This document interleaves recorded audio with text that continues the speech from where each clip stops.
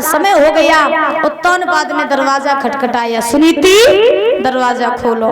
लेकिन रात का समय हो गया था। यज्ञपति महाराज सुनीति जो थी वो सो गई। जब सो गई तो आज हुआ ऐसा,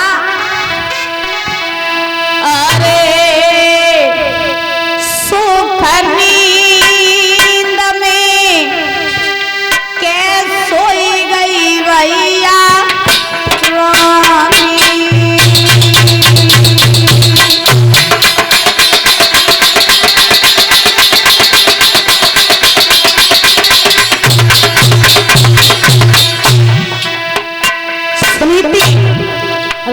समय हुआ, मैया सो गई।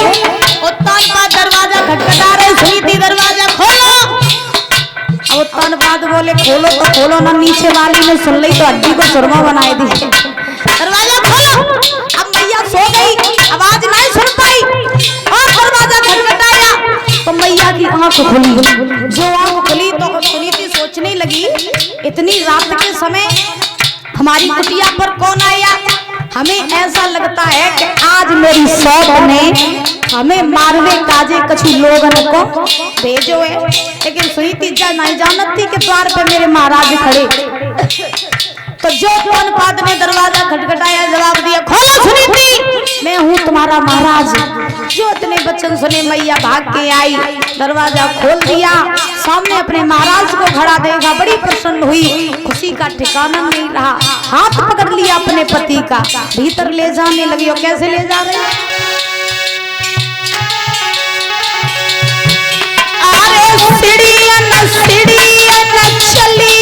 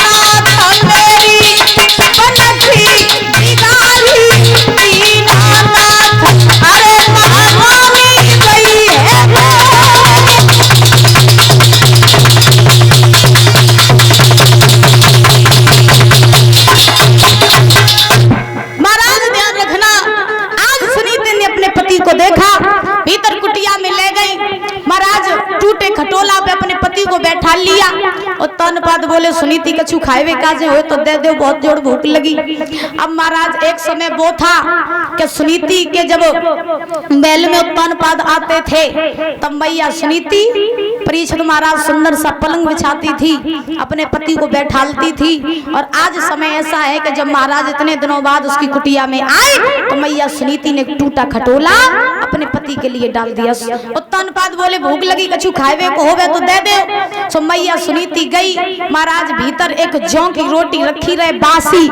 सो मैया वही बासी रोटी ले आई और उसी पे नमक रख दिया और नमक रख के अपने पति को वही रोटी खिला दी और महाराज ऊपर से पानी पिला दिया। जो उत्तानपाद ने अपनी पत्नी की दशा देखी, परीक्षित महाराज आंखों में आंसू आ गए। उत्तानपाद बोले, सुनीति मैंने तुम्हें पहले ही समझाया था कि मेरी दूसरी शादी न करवाओ, लेकिन तुमने मेरी एक भी बात नहीं मानी। देखो सुरुचि के आने आने से तुम्हारी क्या दशा हो गई। सुनीति ने जवाब दिया, हे महाराज आप चिंता मत कीजिए। क्यों? क्योंकि मेरे नसीब में जो था, मेरी किस्मत में जो भगवान ने लिखा था वो मुझे भोगना पड़ रहा है। आप बिल्कुल भी चिंता मत कीजिए। आज ध्यान रखना महाराज श्री सुखदेव जी समझा रहे हैं राजन परीक्षित। उसी रात उत्तानपाद जो थे वो सुनीति के साथ में रुके। रुकने के बाद में उसी रात में मैया सुनीति ने गर्भ धारण किया। गर्भ धारण करने के बाद में सवेरा हुआ, उत्तानपाद आए अवध में। तो जैसे ही अवध में आए सुरची द्वार पे ही खड़ी रहे। तो सुरची ने कहा, जब बता रात भर हम तो इंतजार करते रहे, तुम कहाँ रहे रात भर?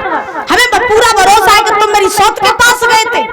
उत्तानपाद बोले, सौत के पास तो हम सपने में नहीं जाते, हम सब रात जब दरवाजे के पास ही में डरे रहे, मरिए दरवाजा खटखटात, लेकिन काऊ ने दरवाजा नहीं खटखटाओ। स्योत ने वचन कहे। तो उसी समय आज सुरची जो थी अपने पति को अंदर ले गई। अंदर ले जाने के बाद में धीरे धीरे समय व्यतीत हुआ। दोनों रानियों ने गर्भ धारण किया। सुरची ने भी गर्भ धारण किया, सुनीति ने भी गर्भ धारण किया। जब दोनों रानियों के गर्भ के 9 मास पूरे हुए, तो 9 मास पूरे होने के बाद में इधर महल में सुरची ने एक पुत्र को जन्म दिया और झोपड़ी में सुनीति ने भी एक पुत्र को जन्म दिया। जब दोनों रानियों के गर्भ से एक एक बालक ने जन्म लिया, लेने के बाद में महाराज अब देखो किस्मत का खेल। परीक्षित महाराज, क्या एक रानी के गर्भ से जब बालक ने जन्म लिया महलों में, तो एक रानी के पास में हजारों दास दासियां खड़ी हैं सेवा करने के लिए। और जब एक रानी के गर्भ से जन्म लिया झोपड़ी में बालक ने, तो उसके पास में मैया के पास में कोई इतना नहीं है जो उस मैया की कोई पीड़ा को बांट सके।